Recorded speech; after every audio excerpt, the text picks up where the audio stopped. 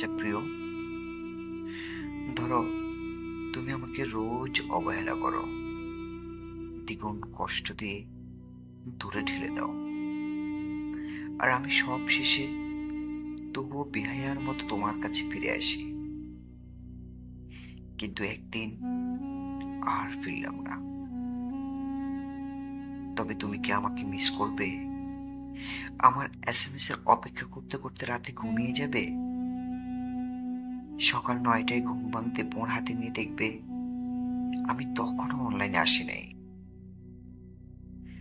দিশেহারা হয়ে আমার বাসায় কল দিয়ে জানতে পারবে আমি মানুষটা আর নেই, আমি মারা গেছি, আমার লাশটাও দাফন হয়ে গেছে।